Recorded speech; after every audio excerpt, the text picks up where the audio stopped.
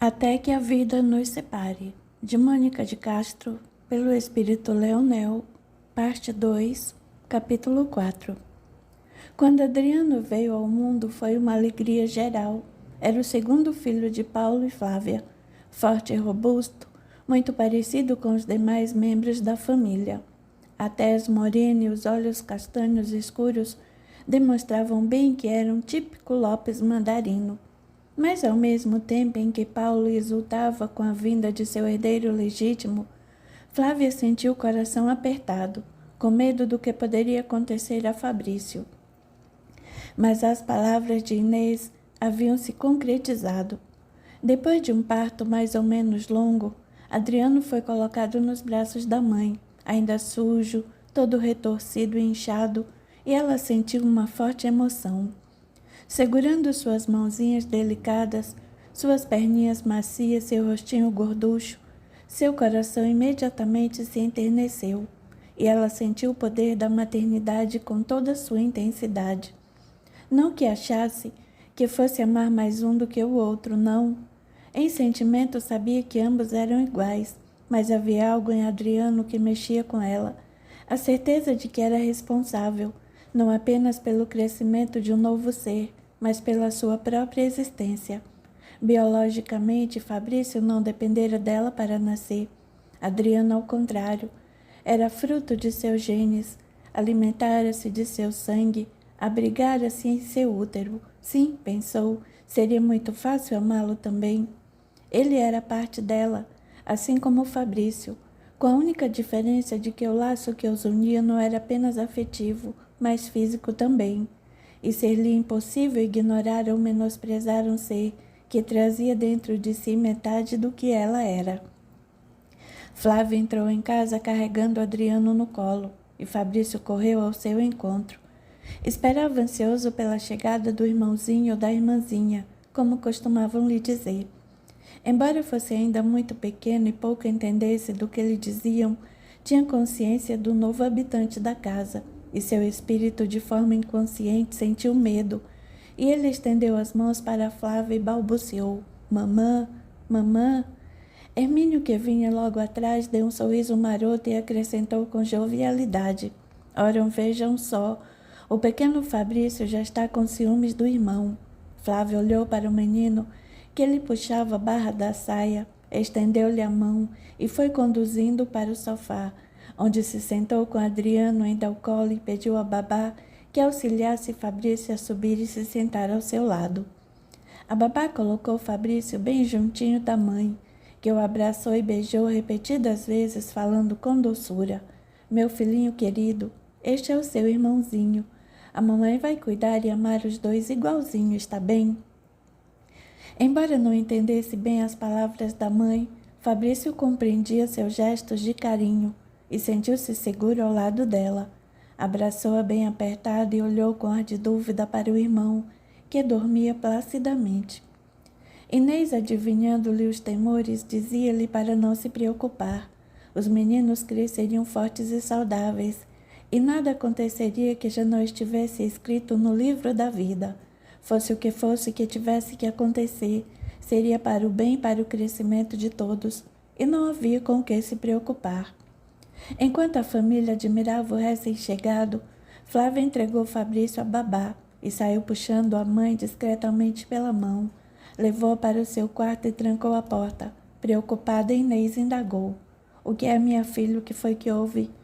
Flávia abriu a última gaveta da cômoda e enfiou a mão lá no fundo, puxando uma caixinha de papelão. Sentou-se ao lado da mãe, falou baixinho, com medo de que alguém a escutasse: "Mãe, quero que guarde isso para mim." Ela abriu a caixinha e retirou a corrente de ouro com a medalhinha e estendeu-a para a mãe. Inês apanhou o cordãozinho, virou de um lado para o outro em sua mão, e notando o fecho na medalha, puxou e as fotografias apareceram.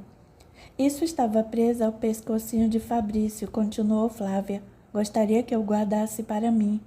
Paulo pensa que eu joguei fora, mas não tive coragem." "Por quê?" indagou Inês emocionada. "Não sei dizer. Só o que sei é que uma estranha força me impediu de abrir a mão e atirá-la longe."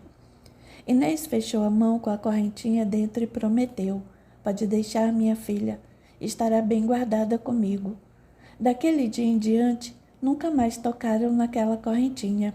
Era o único elo que ligava Fabrício aos seus verdadeiros pais, e era por isso mesmo um grande segredo. Os dois meninos foram criados juntos, iguais em cuidados e atenção. Tinham os mesmos brinquedos, dormiam em quartos semelhantes, faziam os mesmos passeios. Não havia nada que um possuísse que não fosse dado ao outro. Apenas os carinhos eram diferentes. Enquanto Flávio os amava sem distinção, Paulo nitidamente demonstrava sua preferência por Adriano, o que deixava Flávia deveras amargurada. O tempo foi passando e os meninos crescendo com ele. Fabrício adorava a casa da avó, seu pomar, suas flores, seu ar de mistério. O casarão em que vivia já estava ficando velho, mas guardava ainda muito da dignidade de outros tempos. Por mais que sua mãe insistisse, Inês não se mudava, e Fabrício ficava muito feliz com isso. Se ela se mudasse, onde poderia buscar refúgio e paz em meio à cidade que crescia sem parar. Naquele dia, Fabrício saiu da escola e tomou lotação, rumo à casa da avó. Já estava com 14 anos e se orgulhava de poder sair sozinho. O pai colocara um motorista à sua disposição, mas ele gostava da liberdade de poder andar sozinho, sem ninguém para tomar conta dele. Seu irmão Adriano não era como ele.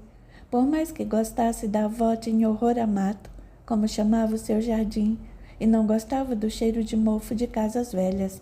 Por isso, ficava feliz quando a avó ia visitá-lo, mas sempre que podia esquivava-se de ir à sua casa. Fabrício fez sinal para o lotação e entrou.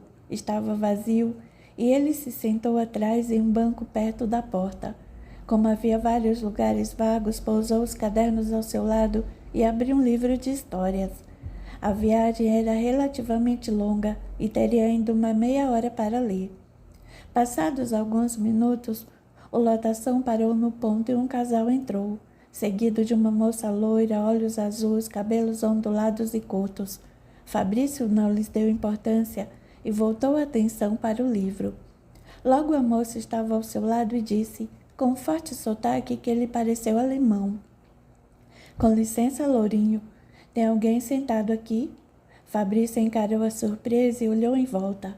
Havia muitos lugares vagos lá na frente, bancos inteiros sem ninguém sentado. Por que é que aquela mulher resolveu sentar-se justo ao seu lado?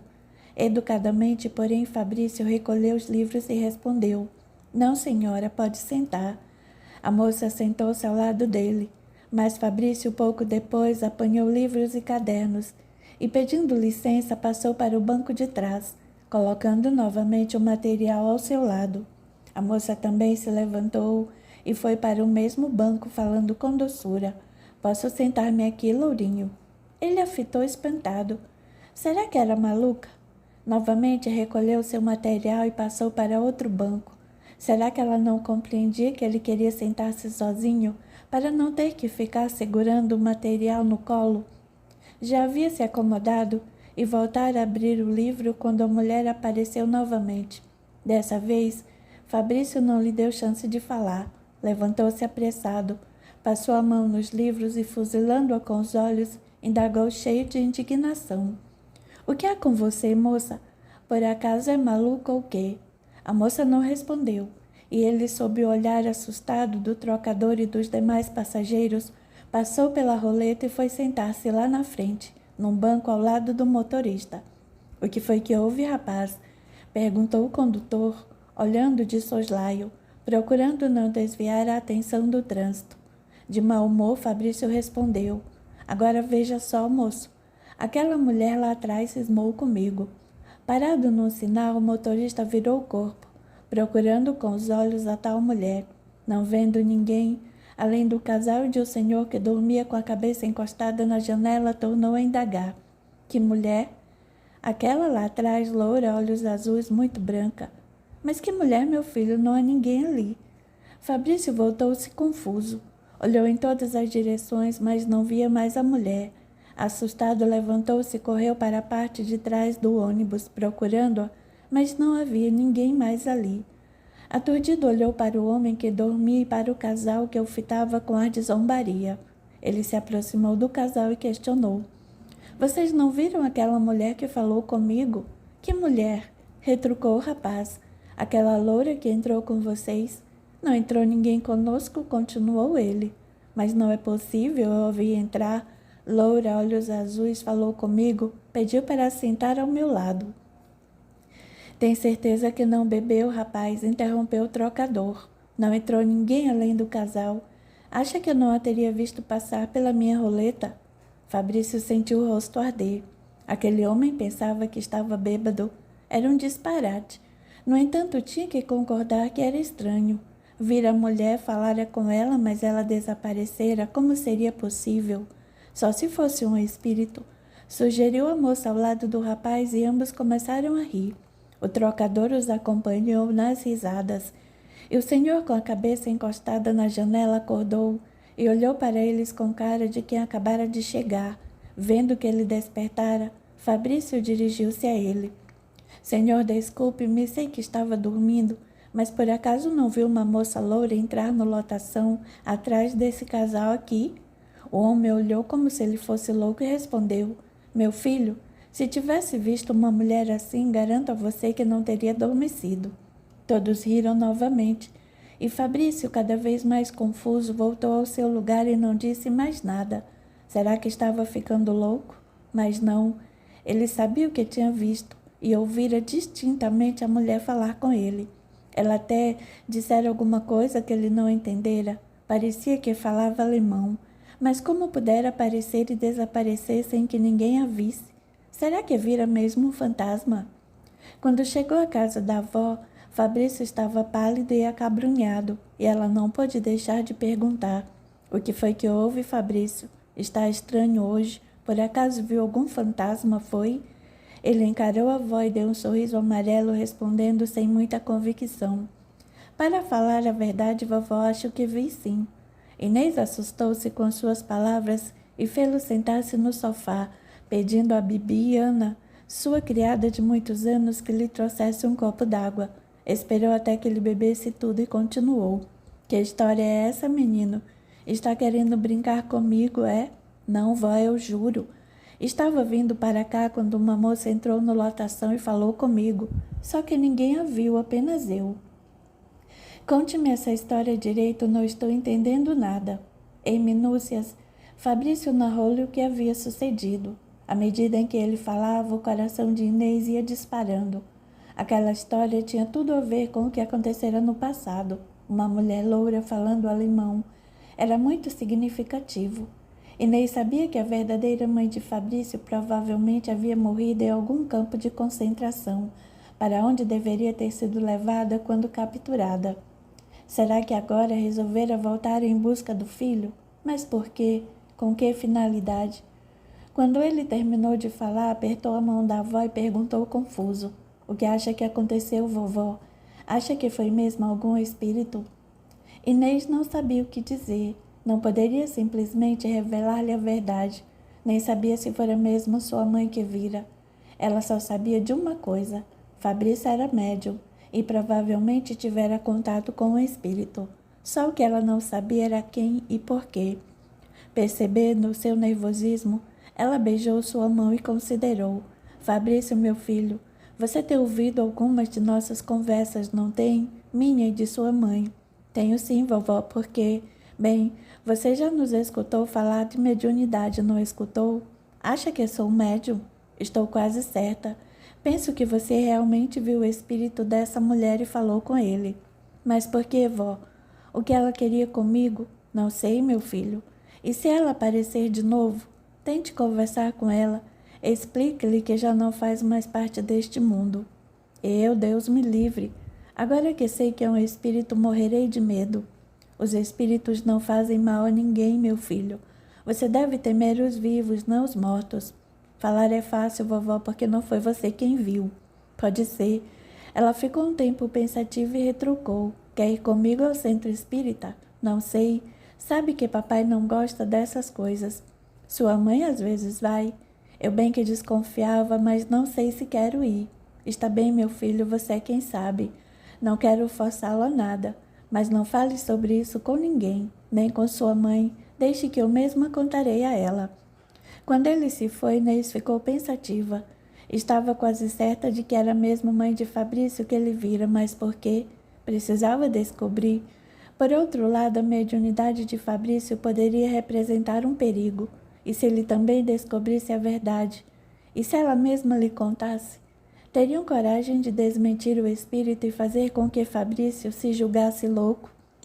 Em silêncio, Inês foi para o seu quarto e orou, pedindo a Deus clareza e discernimento para que ela e Flávia fizessem o que tivesse que ser feito, agissem conforme o melhor para cada um. Capítulo 5.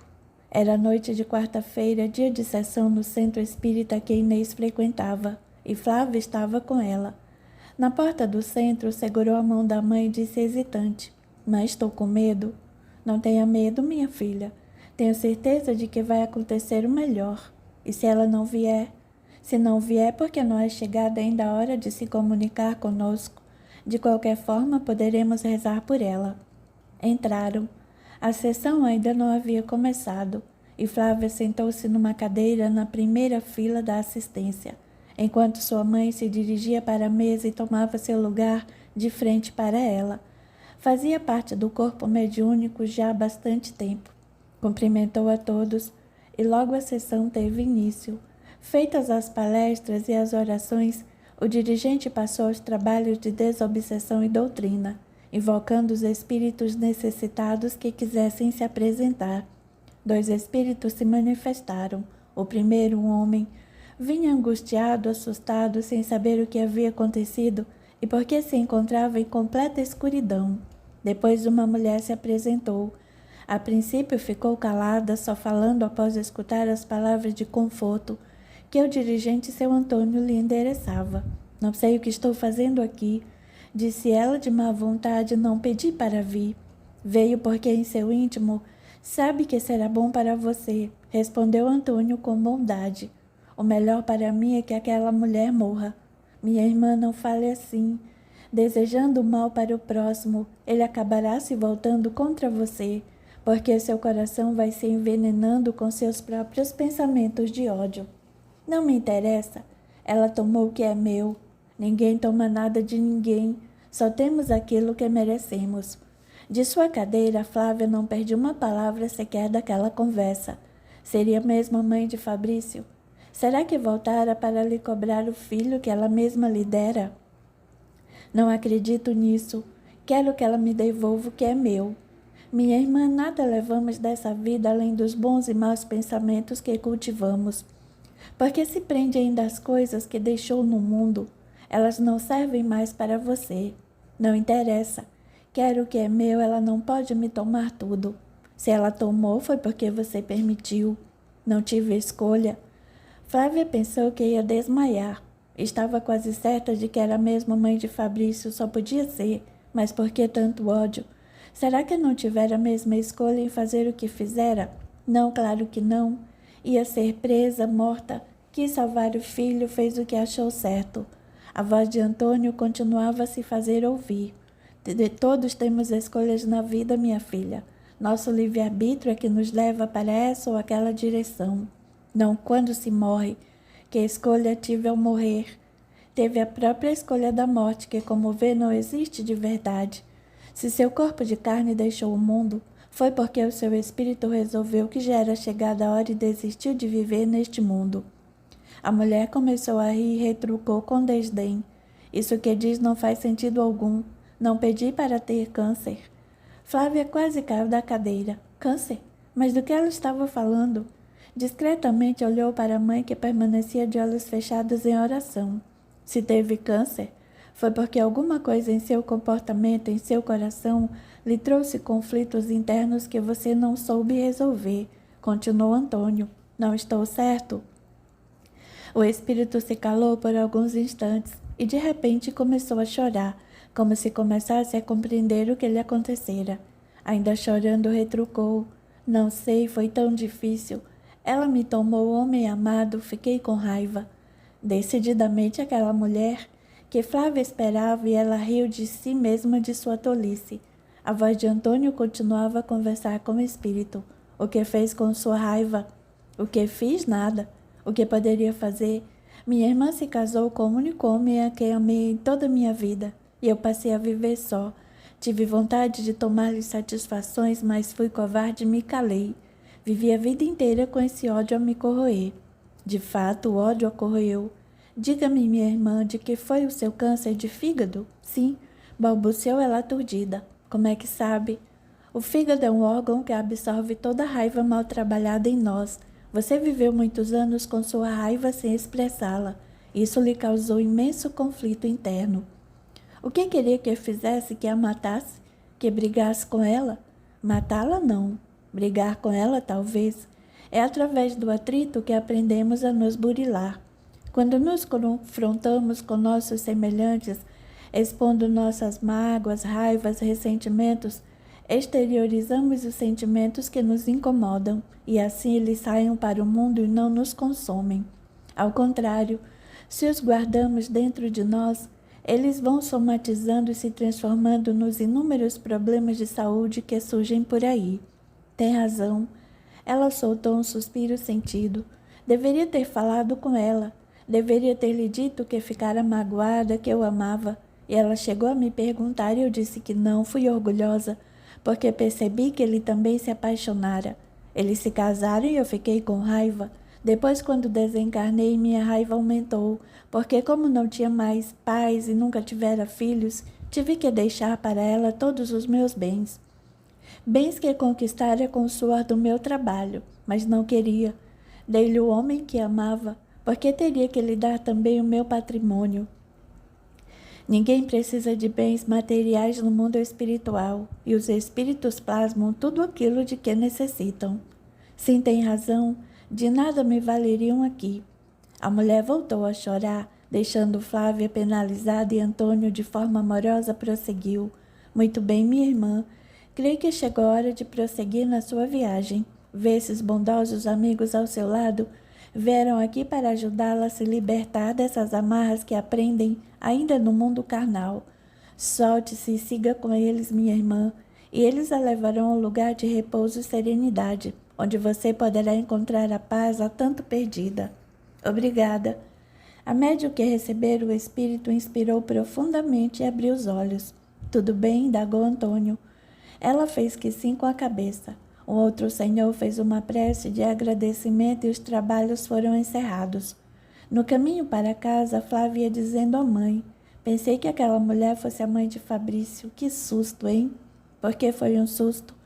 Porque ela estava com muita raiva. Não quero um obsessor desses atrás de mim. Não diga isso, minha filha. O que comumente se chama de obsessores são, em geral, espíritos confusos ou ignorantes, muitas vezes atraídos pelas próprias vibrações de ódio, vingança e tantas outras que os encarnados a eles endereçam. Desculpe-me, mãe. Não quis ser rude nem desrespeitosa. Você não foi, mas é que esses espíritos muitas vezes sabem que são assim chamados e não ficam satisfeitos. Ao invés de ouvirem as preces que fazemos por eles, ainda ficam com mais raiva, porque se sentem discriminados e estigmatizados, como se o obsessor fosse sinônimo do próprio diabo. Mamãe, que horror! É verdade, minha filha. Ninguém gosta de ser discriminado, nem os espíritos. Eles se ressentem com as ideias e os nomes que lhes damos. Tem razão, não havia pensado nisso. Flávia fez uma pausa enquanto caminhavam e depois falou: por que será que ela não veio?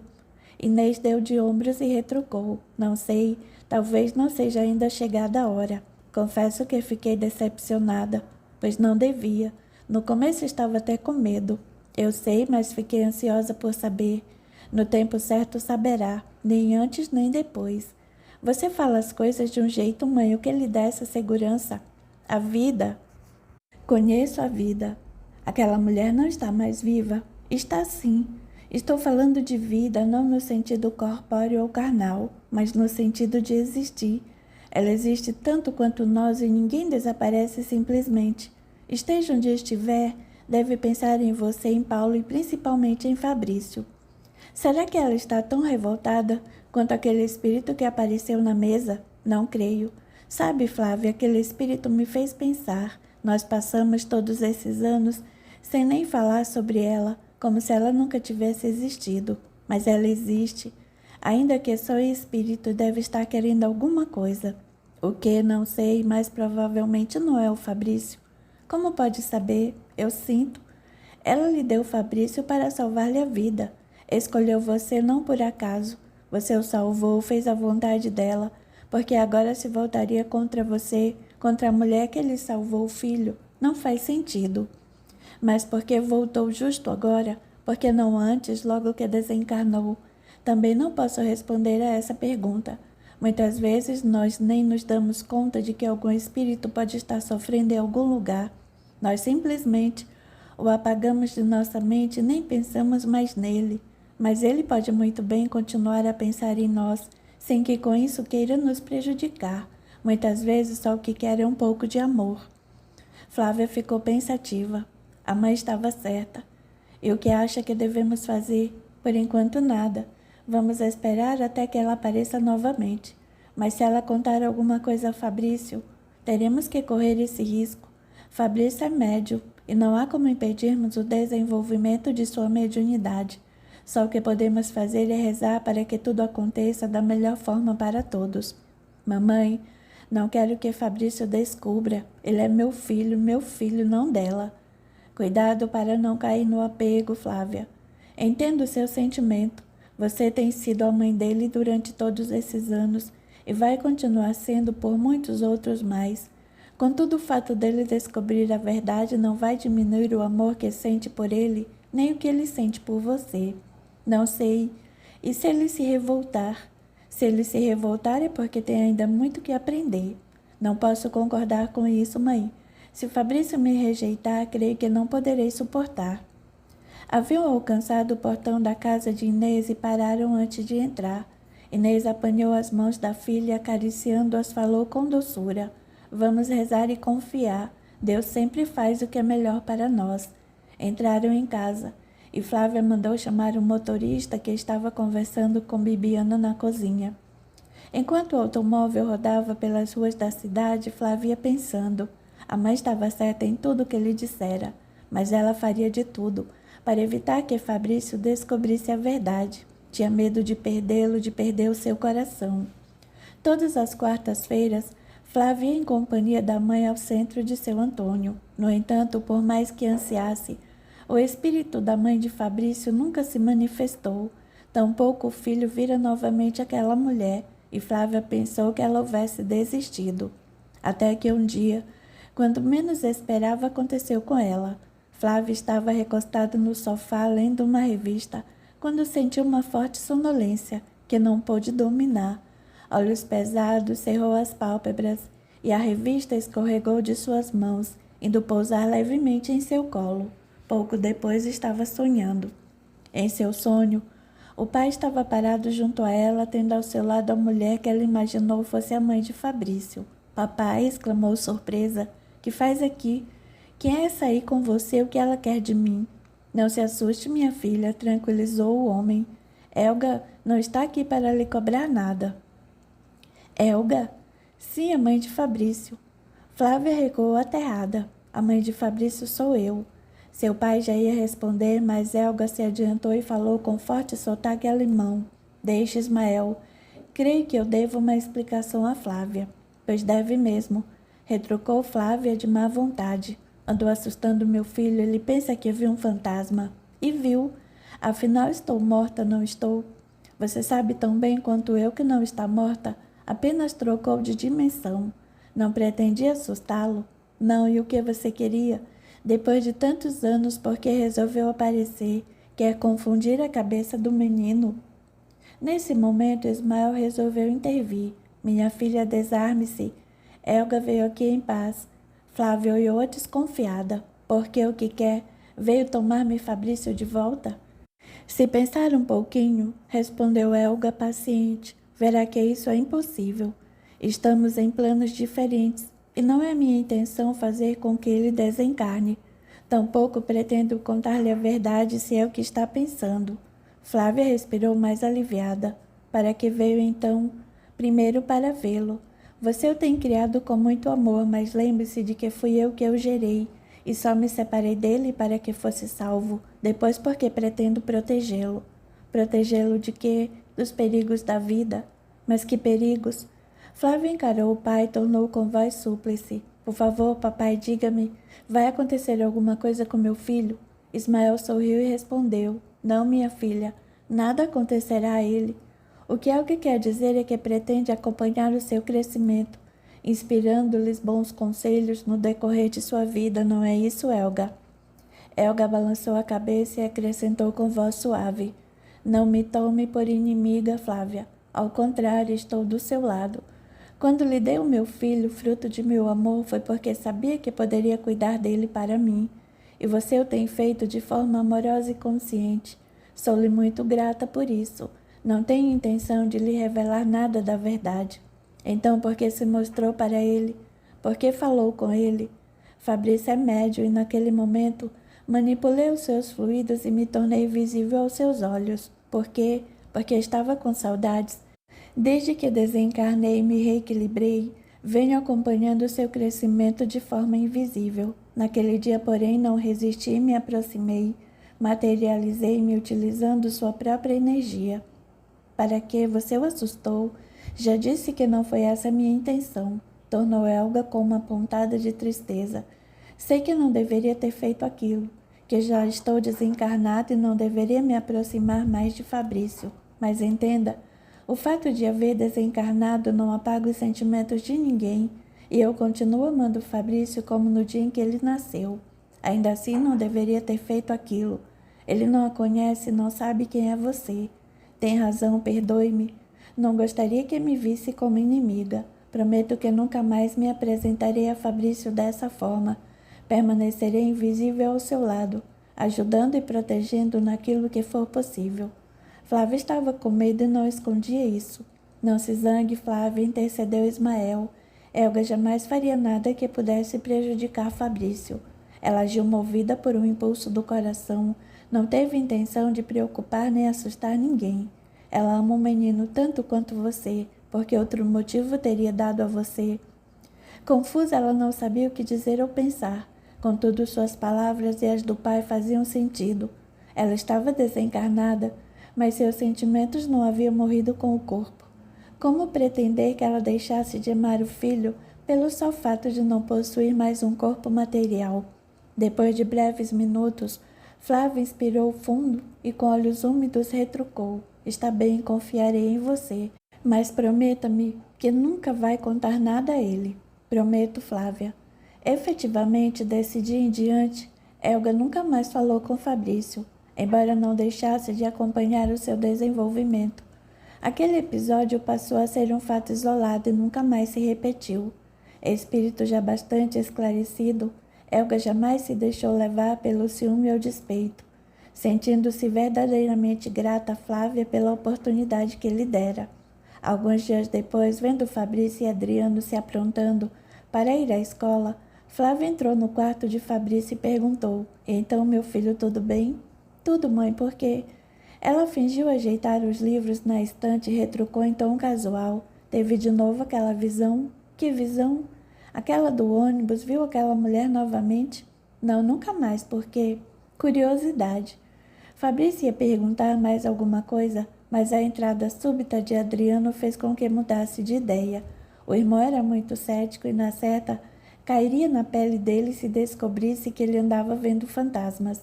Oi, mãe, disse Adriano, abraçando Flávia e dando-lhe um beijo na testa. Olá, meu filho, não vi chegar ontem. A que horas voltou? Adriano abaixou os olhos e apertou os lábios, olhando discretamente para o irmão, que não disse nada. Tentando aparentar naturalidade, respondeu: Não sei ao certo, mãe. Estava sem relógio e ficamos até tarde estudando. Nem vimos a hora passar. Você ainda é muito jovem para ficar na rua até altas horas. Prometo que não faço mais. Encerrou Adriano, estalando-lhe um beijo na testa. Flávia suspirou e não respondeu. Apenas olhou para ele que, parado na porta, falou para o irmão. E então, seu tonto, vem ou não vem? O motorista já está esperando. Fabrício fitou pelo espelho e respondeu com indiferença. Pode ir, Adriano, prefiro ir de ônibus. Adriano deu de ombros e revidou com desdém. Você é quem sabe. Saiu. No quarto, Flávio encarava o filho, tentando adivinhar por que eles não se davam bem. Criaras-o igualmente, dava-lhes atenção, carinho. Por que é que não se entendiam? Fabrício até que não se metia com o irmão, mas Adriano, sempre que podia, arrumava um jeito de diminuí-lo ou ofendê-lo. Parecia sentir prazer em humilhar e agredir o irmão. Por quê? Várias vezes levara o problema ao marido. Paulo, porém, nunca lhe dera razão. Dizia que ela mimava demais os filhos e que, por isso, Adriano era um pouco voluntarioso, ao passo que Fabrício era um tolo. Era nítida a sua preferência por Adriano, e todos na família já haviam notado isso. Até Hermínio, que não costumava reparar nessas coisas, percebeu. Paulo, porém, dizia sempre que era impressão, mas admitia que Adriano possuía um gênio mais parecido com o seu. Fabrício sentia essa diferença e Adriano também. Por isso Adriano sempre se escudava na proteção do pai, que nunca o repreendeu severamente por suas besteiras. Ao contrário, protegia-o quando podia, muitas vezes colocando toda a culpa em Fabrício por qualquer arte ou brincadeira mais perigosa. Ele era o mais velho e cabia-lhe tomar conta do irmão, não incentivar a fazer o errado. Fabrício não dizia nada, mas guardava aquela mágoa dentro do peito, ao passo que Adriano cada vez mais tornava-se arrogante e provocador. Flávia não fazia nenhuma diferença entre os dois, sentia em seu coração que os amava igualmente, mas tudo fazia para proteger Fabrício. Enquanto Paulo o acusava de tudo, ela sempre arranjava uma justificativa, não para inocentá-lo, mas para que cada um dos filhos fosse penalizado na medida de suas responsabilidades. Flávia não aprovava os castigos de Paulo, embora às vezes reconhecesse que eram necessários, mas não podia permitir que apenas Fabrício fosse castigado, perdendo passeios, indo para o quarto, muitas vezes sem jantar, sendo obrigado a estudar além do necessário. Quando Adriano fazia alguma coisa que era descoberta e não podia colocar a culpa em Fabrício, Paulo é que o justificava. Quando não via saída, dava-lhe castigos leves, como ficar apenas 1 hora no quarto, não tomar sorvete por um dia e coisas do gênero, mas nunca o castigara severamente como fazia com Fabrício. E assim foi durante o passar dos anos, até que o destino houve por bem colocá-los frente a frente com as articulações da vida. Capítulo 6. Adriano terminou de ajeitar a gravata, passou a mão pelos cabelos e sorriu satisfeito. Estava muito elegante para sua festa de formatura. Seguindo os passos do pai, concluir o curso de administração de empresas, estava apto a se transformar em seu sucessor. Mais alguns anos e ocuparia a cadeira que hoje lhe ocupava e que antes fora ocupada por seu avô. Toda a boa sociedade carioca fora convidada, e ninguém queria perder a oportunidade de comparecer à festa de formatura de um dos melhores partidos da cidade. Ele e o irmão eram comentadíssimos nas rodas sociais, sendo apontados como os favoritos no coração das jovens casadoras do Rio de Janeiro. Fabrício formara-se advogado, mas não aceitara trabalhar nas empresas do pai. Queria ter seu próprio escritório e passou a dedicar-se às causas de família. Sentia-se atraído pelos problemas familiares, em especial pela situação das crianças, muitas vezes atiradas de um lado para o outro, servindo de joguete para os interesses dos pais. Adriano fechou a porta do quarto e desceu para a sala, onde os pais e o irmão já o aguardavam. Meu filho, exclamou Flávia, ajeitando-lhe a gravata. Pensei que não viesse mais. Estou bem, indagou ele a mãe, dando uma volta para mostrar seu terno novo. Está muito elegante, vai ser um sucesso. E você, Fabrício, o que acha? Você está muito bem, Adriano, como sempre. Adriano sorriu com satisfação e o pai, acariciando sua nuca, acrescentou. Muito bem, meu filho. Não quer chegar atrasado à cerimônia, quer? Os 4 saíram animados e tomaram o automóvel que os conduziria até a sede do clube, onde se realizaria a festa de formatura. Quando chegaram, já havia uma enorme quantidade de jovens andando de um lado para o outro, ou todos imponentes em suas becas de formatura.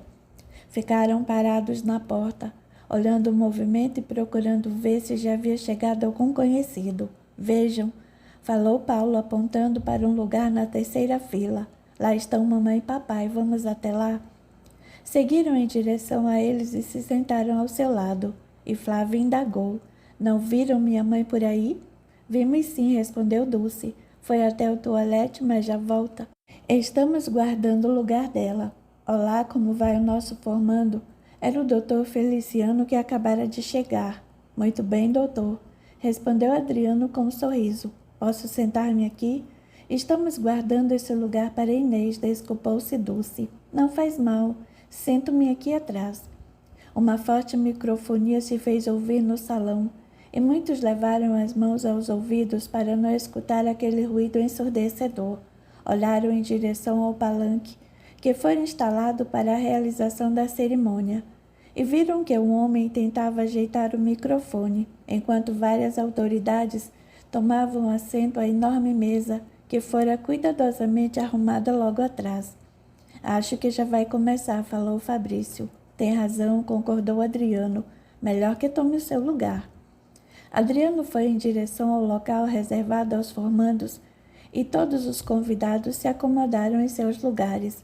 O mestre de cerimônias, que já ia iniciar a solenidade, quando Inês chegou esbaforida. Nossa, Inês, disse Dulce apressada. Já estava ficando preocupada, demorou tanto. É que encontrei Mariana e Marcos lá atrás e parei para conversar. Eles estão aí onde? Inês apontou para os dois, que estavam sentados do outro lado. Dulce sorriu e acenou para eles, que acenaram de volta. Ao sentar-se, Inês sentiu que alguém a cutucava no ombro e olhou para trás. Feliciano não o havia visto aí. Ele chegou o corpo para frente e sussurrou bem-humorado. Estou precisando aparecer mais, não é? É sim, você sumiu do centro. É o trabalho. O consultório e o hospital andam tomando todo o meu tempo. Mas não se preocupe. Quando tiver um tempinho, aparecerei com certeza. Ela sorriu e virou para a frente. A orquestra começava a tocar o hino nacional e todos se puseram de pé. Em seguida, alguém fez um discurso inflamado. Foram apresentados patrono, paraninfo e homenageados, seguindo-se a entrega dos diplomas. A solenidade não foi demorada e Adriano foi dos primeiros a receber o canudo. Terminada a solenidade e encerrados os cumprimentos, as pessoas foram se retirando. Os alunos não quiseram dar nenhum baile e cada um organizou sua própria festa. Com Adriano não foi diferente. Saindo dali, alguns convidados foram se encaminhando para a casa de seus avós paternos, uma bonita mansão no bairro de Ipanema, onde fora preparada uma festa requintada e luxuosa. Adriano dançava com Clarinha, sua namorada desde o primeiro ano da faculdade. Era uma moça muito bonita e inteligente, apesar de um tanto quanto geniosa. A família aprovava aquele namoro, pois o pai de Clarinha era um poderoso industrial carioca, membro de uma das mais respeitáveis e tradicionais famílias do Rio de Janeiro. Quando a música terminou, Clarinha puxou Adriano pela mão e perguntou: Você viu Selena? Selena era prima de Clarinha, filha de uma irmã de sua mãe e estava tendo problemas com o casamento. A família do marido de Selena não possuía recursos e ela agora fazia parte do que se denominava o ramo pobre da família. Ainda assim, um desquite jamais seria aceito. Casara-se porque quisera, ninguém a obrigara. Ao contrário, não faltaram conselhos para que não o fizesse. Mas Selena não quis ouvir. Estava apaixonada e enfrentou a família toda para se casar com Cassiano. Deve estar por aí, respondeu Adriano sem interesse. Deixa que logo aparece. Não, Adriano. Prometi apresentá-la ao seu irmão. Você sabe que ela está tendo problemas com o marido e quer se desquitar. Desquitar? Onde já se viu? Uma mulher querer se separar do marido vai ficar falada, isso sim. Você não devia andar com ela. Deixe de ser preconceituoso. Selena não fez nada de errado. O marido é que não presta. Bate nela e não lhe dá dinheiro para nada. Ainda assim, não posso acreditar que você pense que isso é certo. Acha que o homem tem direito de bater na mulher? Adriano hesitou. Ela tinha razão, mas ele era radicalmente contra o desquite. Considerava uma vergonha para ele as mulheres desquitadas não passavam de ordinárias em busca de vida fácil. Bom, balbuciou, certo não é, mas há outros meios de se resolver isso. Ah, é? E que meios posso saber? Não sei, eles podiam procurar ajuda. De quem? De algum conselheiro sentimental, de um padre? Antes que Adriano pudesse responder, Selena veio se aproximando. Onde esteve, Selena? Indagou Adriano de má vontade. Clarinha já estava quase tendo um chilique por sua causa. Selena ergueu as sobrancelhas em sinal de espanto e retrucou. Fui até o toalete. Adriano, pouco à vontade com a sua presença, pediu licença e se afastou, indo conversar com alguns parentes. Venha, chamou Clarinha depois que ele se foi. Vamos procurar Fabrício. Fabrício conversava com dois amigos quando elas se aproximaram e Clarinha foi logo falando. Com licença, Fabrício. Será que poderia falar com você um minuto? É claro, respondeu ele educadamente. Foram sentar-se no sofá e Clarinha fez as devidas apresentações. Fabrício, creio que ainda não conhece minha prima Selena. Ele estendeu a mão para ela, passando por cima do colo de Clarinha e retrucou com polidez. Muito prazer, Selena. O prazer é todo meu, respondeu ela com um sorriso que o encantou. Virando o rosto desconcertado, ele acrescentou. Bem, o que posso fazer pelas senhoritas? Selena não é senhorita, é senhora. Fabrício sentiu um leve desapontamento, mas não deixou transparecer nada, e Clarinha continuou a falar. O marido dela, Cassiano, de uns tempos para cá, deu para beber, e sabe como é, às vezes perde a cabeça e... Não terminou. Fabrício podia sentir o constrangimento de Selena ao ouvir as palavras da prima, expondo sua vida de forma tão despojada para um estranho. Bem, Fabrício, retomou Clarinha, sei que você é advogado e que atua na área de família e pensei se não poderia ajudar. Selena quer se separar, mas a família toda é contra, menos eu, é claro, e ela não possui dinheiro para pagar um bom advogado. Fabrício olhou-a com interesse. Era uma moça extremamente jovem, não devia ter mais do que 25 anos. Tem certeza de que quer mesmo se separar? Tornou ele dirigindo-se a Selena. Tenho sim. Cassiano mudou muito desde que nos casamos. E quando foi isso? Há 4 anos eu tinha 18 anos. 18? Quer dizer que tem apenas 22 anos? Ela balançou a cabeça e acrescentou. E tenho 2 filhos. Isso não é tudo, prosseguiu Clarinha. Como assim? Bem, Fabrício, Cassiano tem provas que podem, digamos, incriminar Selena, e ela pode vir a perder a guarda dos filhos. Que provas? O que ela fez? Selena respirou fundo, encheu-se de coragem, fazendo um gesto para Clarinha, atalhou. Cassiano tem fotos minhas na cama com seu irmão Aníbal. Fabrício abriu a boca estupefato. Mas isso não é o pior, prosseguiu Clarinha. As fotos foram tiradas em nossa cama, tendo ao lado o berço de meu filho mais novo de apenas 6 meses. Aquilo era uma bomba. Fabrício sabia que se Cassiano revelasse aquelas fotos, qualquer juiz lhe daria a guarda das crianças, por entender que Selena era uma mulher sem moral nenhuma, que além de trair o marido, fazia-o com seu próprio irmão, e o que era pior, em sua cama, ao lado do filhinho adormecido. Mas Carlinhos não estava no berço. Não, não. Estranhamente, Cassiano levara as crianças para a casa de sua mãe naquele dia. Fabrício, cada vez mais interessado, queria saber mais a respeito daquela história, mas a chegada de Adriano fez com que Selena se calasse, e ele não perguntou mais nada. Ah, vocês estão aí.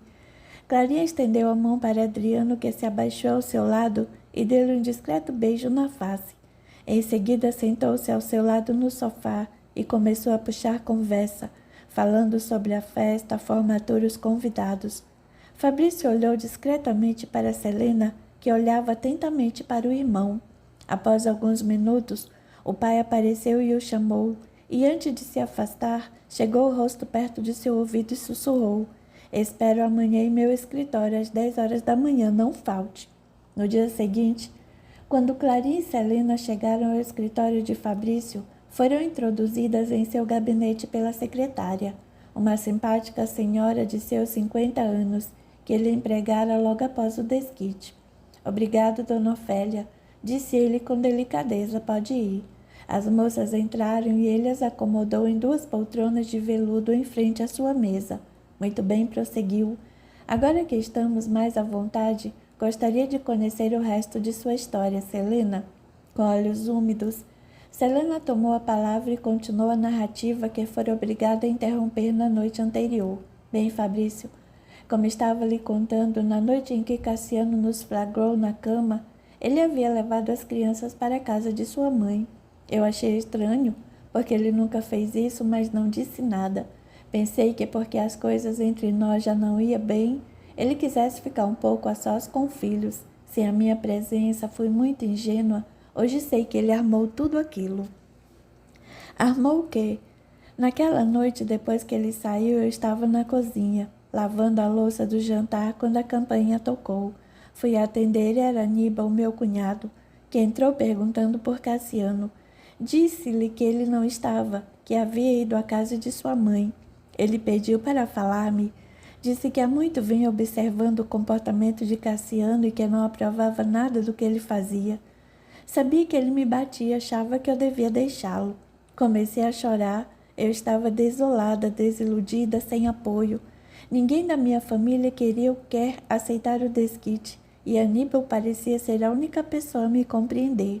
Na época, interveio Clarinha. Eu não sabia o que estava acontecendo. Talvez por ser solteira, ninguém me disse nada, e olhe que até sou mais velha. Selena sorriu agradecida para Clarinha e continuou. Aníbal falava com tanta doçura que eu me emocionei e me deixei envolver. Não conseguia parar de chorar e ele me abraçou e começou a me acariciar. Estava carente, sentindo-me abandonada, e logo estávamos nos beijando. Sem que percebesse, ele me levou para o quarto. Como disse, Carlinhos dorme conosco e o berço estava lá bem ao lado da cama. Na hora não pensei em nada, só o que queria era me sentir amada, viva, e me deixei envolver cada vez mais. Nesse ponto ela parou e começou a chorar baixinho, e Clarinha segurou sua mão tentando transmitir-lhe forças. Fabrício, comovido, apertou um botão e chamou a secretária. Dona Ofélia, por favor, traga um copo d'água para Dona Selena. Sim, senhor.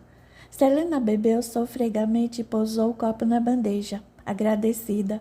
Ofélia devolveu-lhe o sorriso e deu meia volta, fechando a porta em silêncio.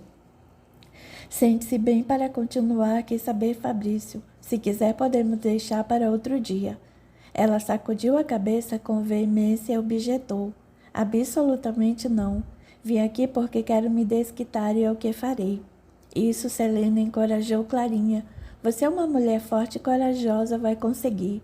Selena respirou fundo e continuou. Quero que saiba que não é nada fácil para mim narrar-lhes esses acontecimentos. Entendo, falou Fabrício compreensivo. Mas se quer que a defenda, tenho que conhecer toda a verdade. Se não quiser continuar hoje, entenderei. Volto a dizer que podemos marcar outro dia. Não, não. Quero acertar tudo hoje, já estou melhor. Fabrício ficou esperando e ela continuou, a face já se cobrindo de rubor. Nós estávamos... Calou-se novamente, tentando ganhar coragem. Estávamos bem, nos amando, você entende. Fabrício entendia e podia imaginar e tranquilizou-a. Não precisa ter medo ou vergonha de mim, Selena. Antes de tudo, sou um profissional e não estou aqui para julgar ninguém. Minha função é ajudá-la, não recriminá-la ou criticá-la. Mas conformada, Selena continuou. A verdade, Fabrício, é que estávamos no auge da relação. Eu estava tão envolvida com Aníbal que nem ouvi quando a porta se abriu. Mas o fato é que Cassiano entrou com uma máquina fotográfica na mão e só percebi sua presença quando as luzes do flash estouraram em meu rosto. Abri os olhos confusa, tentando entender o que estava acontecendo. Aníbal estava ali, mas parecia nem ligar e continuava. Nova pausa, novo choro. Tentei desesperadamente empurrá-lo, mas ele não saía. Prendendo minhas mãos acima de minha cabeça, continuava a investir contra mim, enquanto os flashes continuavam espocando. Oh céus, foi horrível. Selena chorava descontrolada e Clarinha levantou-se para abraçar a prima. Xi! Acalme-se, Selena, está tudo bem. Aos poucos, Selena foi se acalmando. Nunca passara por uma situação tão difícil e constrangedora em toda a sua vida. Depois que os soluços cessaram, continuou.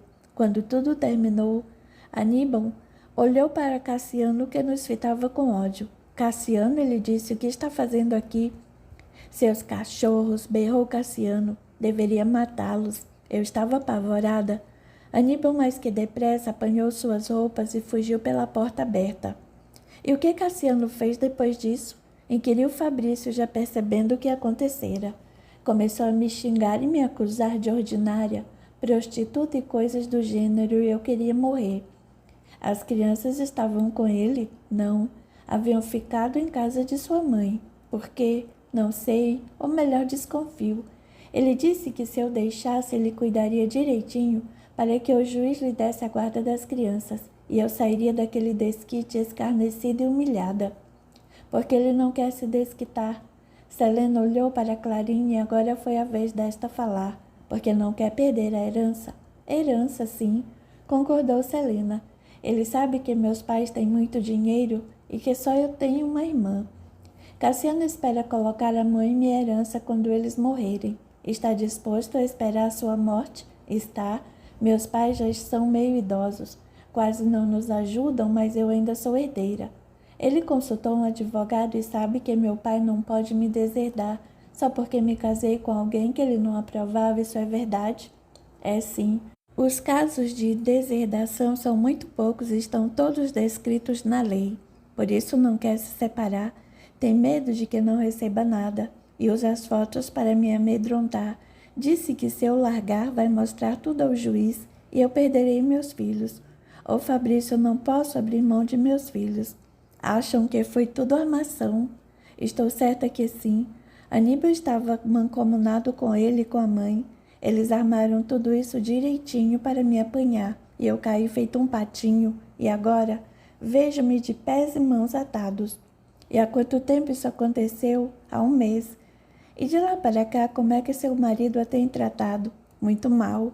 Quase não nos falamos mais. Ele está sempre de mau humor e grita por qualquer coisa. Bate em mim às vezes e Selma, minha filha mais velha, morre de medo dele. E só tem 3 aninhos. E seus pais contou a eles? De jeito nenhum. Meus pais são muito rígidos e jamais me apoiariam numa situação dessas. Fariam de tudo para continuar mantendo as aparências. Mesmo sabendo que eles armaram tudo, mesmo assim, e ainda que me apoiassem, iriam querer me dominar, e eu seria obrigada a fazer o que eles quisessem. Fabrício ficou pensativo por alguns minutos. A situação não era nada boa, mas ele não podia deixar de ajudar aquela pobre moça. Ela era tão jovem, tão inexperiente. Como é que fora cair naquela armadilha? Será que pode ajudá-la, Fabrício? Perguntou Clarinha. Selena está sem um tostão e o que eu tenho não é muito. Encarando-a com olhar significativo, Fabrício considerou. É isso que quer? Ela sentiu, então está acertado. Defenderei sua causa e não lhe cobrarei nada. Mais tarde, se puder pagar, pague. Se não puder, não faz mal. Ah, Fabrício, obrigada. Nem sei como lhe agradecer. Mas quero que saiba que não será fácil. Cassiano tem provas robustas contra você, e será muito difícil retirar-lhes a credibilidade. Além disso, Aníbal irá testemunhar a favor dele. Não faz mal, estou pronta para o que der e vier. Entrei nessa briga porque preciso recuperar a minha dignidade e autoestima, sem abrir mão de meu maior tesouro, que são os meus filhos. Já passava do meio-dia quando a entrevista se encerrou. Pensou em convidá-las para almoçar, mas mudou de ideia. Selena precisava pensar. Era um grande passo que estava dando. Ele não queria que ela pensasse que ele a estava ajudando porque tinha algum interesse nela. Capítulo 7. Adriano tocou a campainha da casa de Clarinha e esperou até que a criada viesse atender. Ela morava num apartamento muito bonito na Avenida Atlântica, de frente para o mar. A criada o introduziu na sala e mandou que aguardasse, e Adriano foi para a janela olhar a praia. Era sábado, e a praia já estava cheia àquela hora da manhã. Bom dia, meu querido. Cumprimentou Clarinha, abraçando por trás. Ele se virou e abraçou-a também, pousando-lhe um beijo carinhoso nos lábios. Olá, meu bem, então tudo pronto? Podemos ir? Podemos sim. A mãe dela apareceu na porta da sala e cumprimentou Adriano com um aceno de cabeça, indagando a filha. Vai sair? Vou à praia, mamãe, até logo. Até logo, dona Elisete, repetiu Adriano. Elisete respondeu com um sorriso e foi sentar-se no sofá, tocando a sineta e chamando a criada. Já no corredor do prédio, Clarinha desabafou. Minha mãe não muda mesmo. Como assim? Só quer saber de ir às compras, ao cabeleireiro, fuxicar sobre a vida dos outros. Ora, Clarinha deixe, é de outra geração. Alcançaram a calçada e atravessaram a rua, descendo para a areia. Escolheram um lugar perto da água e Adriano montou a barraca, enquanto Clarinha estendia as toalhas no chão. Depois que se acomodaram, ele comentou. E sua prima como vai? Celina vai bem. Soube que meu irmão aceitou o caso. Ele foi muito compreensivo. Fabrício é um tolo sentimental. Como pode falar uma coisa dessas de seu irmão Adriano? Ele é um excelente rapaz, muito digno e respeitador. Está se interessando por ele, é? Eu? Fez Clarinha surpresa. Imagine, era só o que me faltava. Não sei não, do jeito que eu defende. Pare com isso, Adriano, está me ofendendo. Quem pensa que eu sou? Arrependido, Adriano deu-lhe um beijo na testa e desculpou-se. Tem razão, querida, perdoe-me, mas é que fiquei com ciúmes. Pois não precisa. Gosto de você e você sabe disso. Seu irmão é um bom moço, reconheço, mas não tenho nenhum outro interesse nele que não seja uma pura amizade. Embora enciumado, Adriano tentou disfarçar e falou em tom de confidência. Clarinha, será que posso lhe confidenciar uma coisa? Ela olhou preocupada e respondeu. É claro que pode. Sabe que pode confiar em mim para qualquer coisa. O que vou lhe dizer jamais tive coragem de contar a mais ninguém. O que é? É sobre Fabrício. O que tem ele? Não sei explicar, mas não consigo gostar dele. Clarinha balançou a cabeça e respondeu compreensiva. Não precisa se desculpar, Adriano. Isso acontece em muitas famílias. Não vou dizer que é natural, mas também não é nenhum bicho de 7 cabeças. Não, Clarinha, você não está entendendo. Sei que há muitos irmãos que não se dão bem, mas não é esse o caso. Sinto algo estranho em relação a Fabrício. Como se ele não fosse meu irmão e tivesse vindo para me tomar alguma coisa eu não sei definir. Deve ser impressão, porque não gosta muito dele. Não, não é. Não consigo nem explicar direito o que sinto, mas a vida inteira senti em Fabrício uma ameaça. Como assim? Não sei definir. É uma sensação estranha e angustiante. Não é apenas uma antipatia. É algo que vem de dentro, uma quase inimizade. É tão sério assim? É. Ainda mais porque sinto que minha mãe o prefere a mim. Adriano, é verdade. Mamãe sempre tentou disfarçar. Não é que não goste de mim, sei que me ama, mas Fabrício parece ser especial. Aí está, é ciúme. Não, não é ciúme, é algo mais. Não sei dizer e isso me atormenta.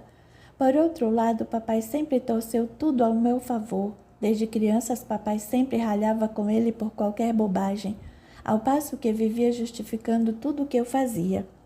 Adriano, acho que você está fazendo tempestade num copo d'água. Sua mãe tem preferência por Fabrício e seu pai por você. Pode não ser a família perfeita, mas considero isso extremamente natural. E depois o que importa é que ainda assim vocês se dão bem, não é?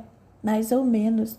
Nós não brigamos, é verdade, mas nunca fomos ligados, sinto um estranho. Clarinha encerrou o assunto com um beijo, e Adriano não insistiu. Ela não entendia.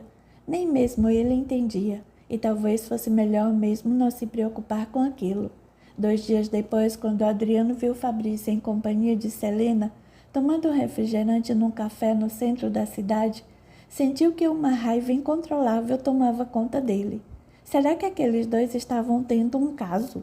No café, Fabrício e Celina acertavam alguns detalhes para a separação. Era preciso juntar documentos, arranjar testemunhas, estudar bem o caso. Não queria que o juiz entendesse que a Celina era uma mulher sem moral, que não tinha condições de criar os filhos. Reconhecia que as fotos seriam comprometedoras, ainda mais mostrando o berço do neném bem ao lado da cama onde o casal tivera relações. E se o juiz pensasse que, além de tudo, o bebê estava dormindo ali, seria o fim. Teremos que pensar bem antes de agir, disse Fabrício preocupado. Não quero dar nenhum passo em falso, muito menos eu. Meus filhos são a coisa mais importante no mundo para mim. Se os perder, acho até que seria capaz de me matar. Deus me livre, nem digo uma coisa dessas. É verdade. Abro mão de tudo para ficar com meus filhos. Se tivesse dinheiro agora, daria tudo a Cassiano, desde que ele me entregasse aquelas fotos e sumisse. Não é assim que se resolvem as coisas, Selena.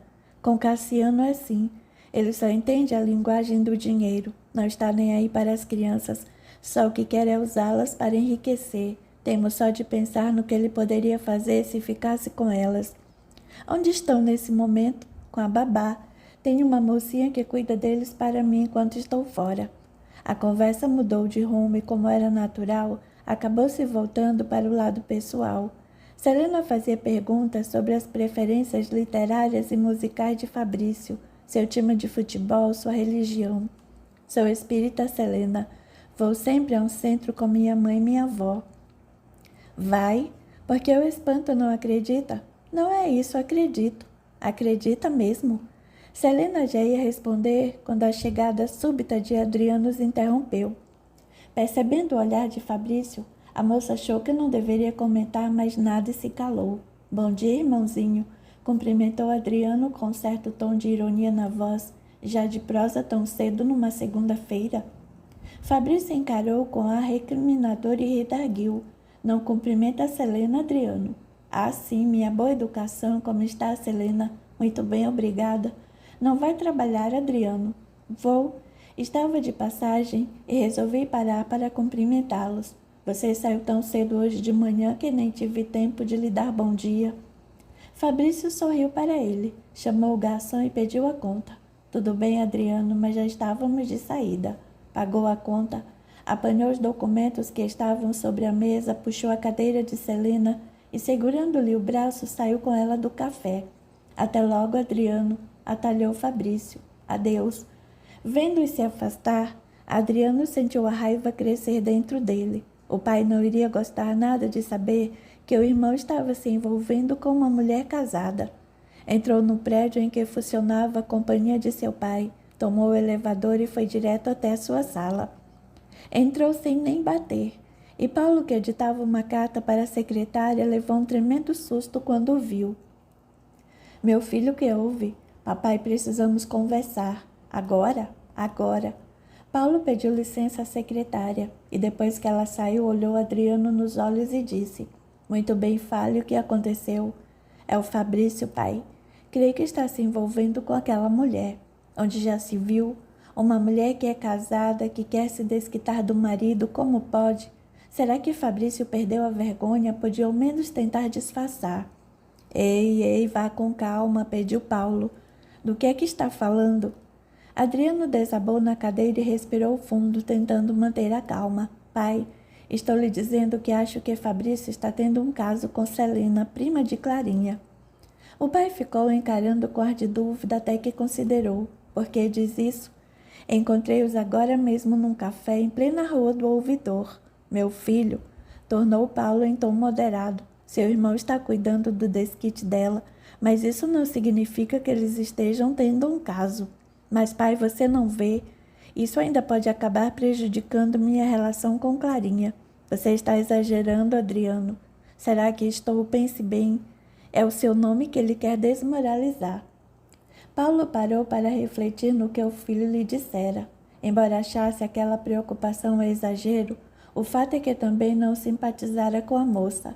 Havia algo nela que não o agradava, e saber que ela e o filho poderiam se relacionar causou-lhe uma estranha sensação de mal-estar, um desconforto, um quase ciúme.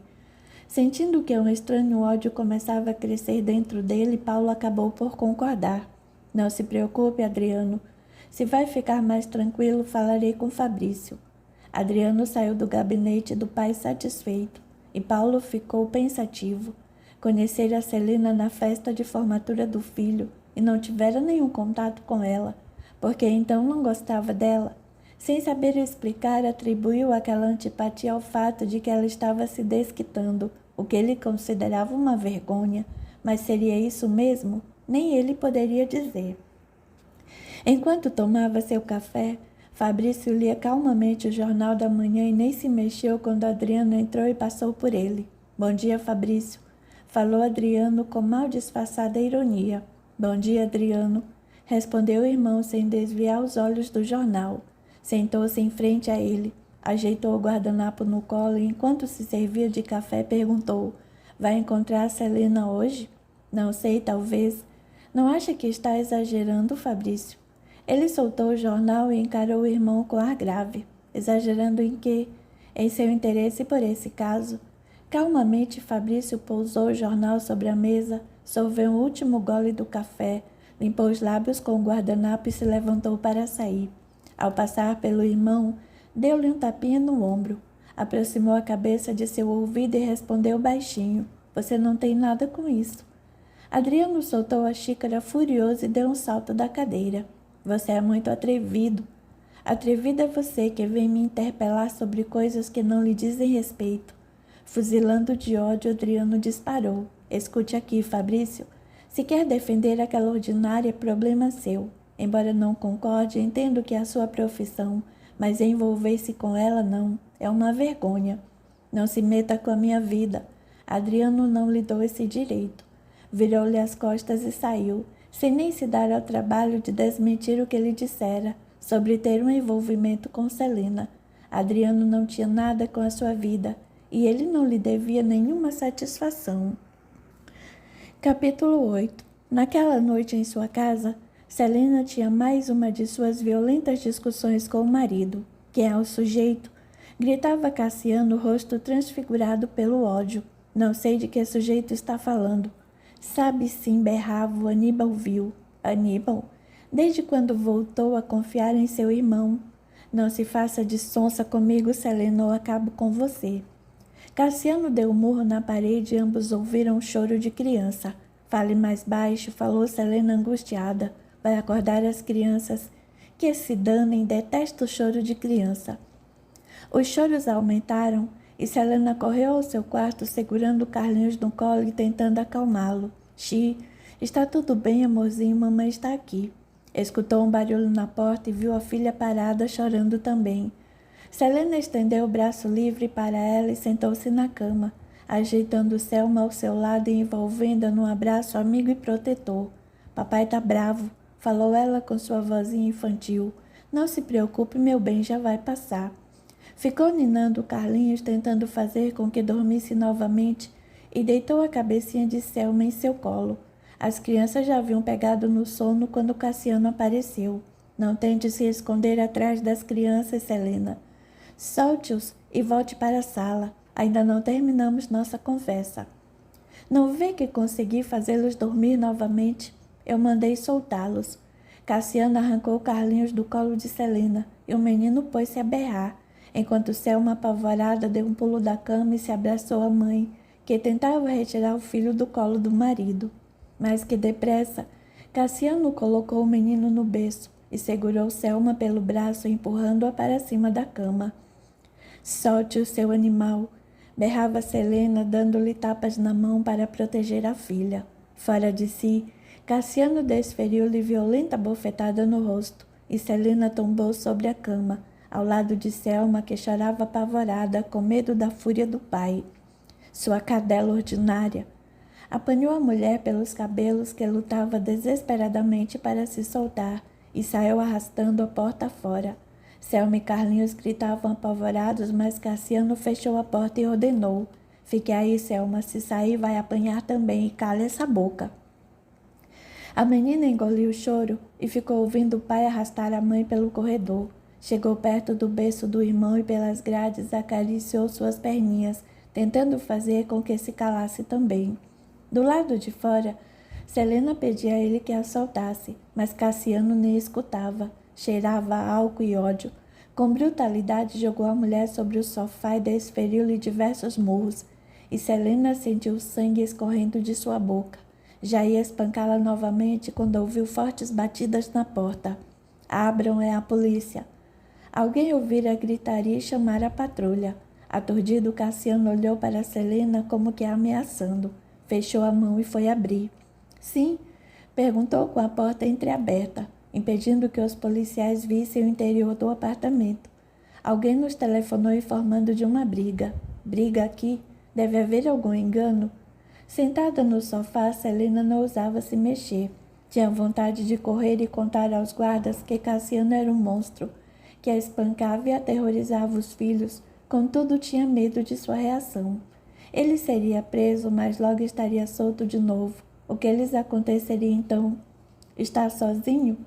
O policial tentava a todo custo olhar por cima do ombro de Cassiano, mas este não lhe dava chance, movendo o corpo para tapar-lhe a visão.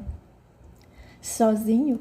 Repetiu Cassiano. Não, minha mulher e meus filhos estão em casa.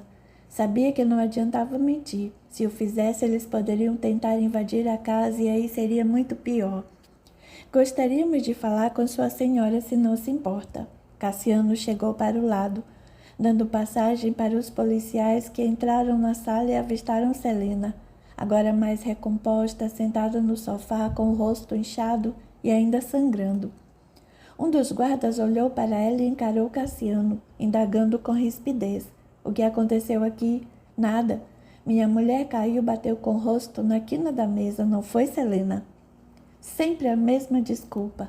Um tombo da escada, a quina de um móvel, um buraco no caminho. Os policiais encararam Celina seriamente e continuaram. Isso é verdade, senhora. Celina teve de se controlar para não se atirar nos braços daquele homem, que lhe fazia perguntas com tanto interesse, mas conteve-se. Pelo bem dos filhos, era melhor que não reagisse. Sem coragem para encará-los, ela simplesmente balançou a cabeça em sinal afirmativo. E seus filhos onde estão? Prosseguiu o policial. Dormindo. Apressou-se Cassiano a responder. Sei. O policial acercou-se de Celina, examinou seu rosto e falou com um misto de autoridade e compreensão. Minha senhora, recebemos uma denúncia de que estava havendo agressões nesta casa. Contudo, nada vimos e não podemos dar nenhum flagrante. Somente com a sua palavra é que poderemos tomar alguma atitude. Por isso responda-nos com sinceridade e sem medo. Seu marido a espancou? Celina chorava baixinho, apertando as mãos nervosamente. Sabia que os olhos de Cassiano estavam cravados nela e nem ousava encará-lo. Ainda sem levantar a cabeça, respondeu com voz sumida. Não, deve ter havido algum engano. Como meu marido disse, eu caí. O policial suspirou e balançou a cabeça resignado. Já vira aquilo muitas vezes e não havia nada que pudesse fazer. As mulheres sentiam medo de denunciar os maridos. Isso só servia para aumentar ainda mais a violência deles. Sem ter mais o que fazer, virou-se para o companheiro e chamou. Vamos embora, Souza. Não há nada que possamos fazer. Obrigado, senhor, e desculpe. E virando-se para Celina, finalizou. Pense bem no que está fazendo. Um dia pode ser tarde demais para se defender. Sob o olhar furioso de Cassiano, os policiais saíram. Ele se aproximou novamente de Celina. Sentou-se ao seu lado e, dando-lhe tapinhas no joelho, elogiou. Muito bem, Celina. Portou-se como uma verdadeira esposa. E agora vamos ao que interessa. Quem era aquele sujeito? Ela não respondeu e ele levantou a mão novamente, fazendo com que ela se encolhesse toda no sofá. No entanto, a visita dos policiais o intimidara, e ele fechou a mão, apertando os dedos. Não quero bater em você, Celina, mas você me obriga. Por que não me diz logo quem é o sujeito e acaba com essa agonia? Ela o fitou com desgosto. Sabia que ele estava falando de Fabrício. Na certa, Aníbal os vira no café no dia anterior e contara tudo a Cassiano. Mas ela não podia contar-lhe nada. Se lhe revelasse a verdade, ele era bem capaz de matá-la.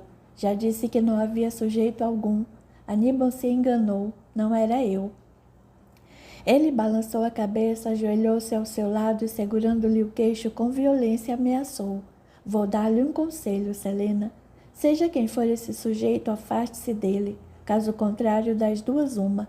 Ou eu acabo com você ou sumo com nossos filhos. Apavorada, Celina se levantou e correu para o quarto, trancando a porta. Carlinhos, cansado de tanto chorar, acabara por adormecer novamente. E Selma, deitada no chão ao lado do berço, também pegara no sono. Vendo os filhos ali jogados, sufocou um grito de angústia e correu para eles. Ergueu a menina no colo e levou-a para a cama, ajeitando-a entre os lençóis.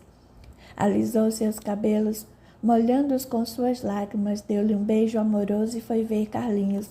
Apalpou seu bumbum, sentindo a fraldinha cheia, trocou cuidadosamente, estreitou contra o peito e deitou novamente no berço e orou. Deus havia de os ajudar. Quando Ofélia lhe passou a ligação, Fabrício mal podia crer no que estava ouvindo.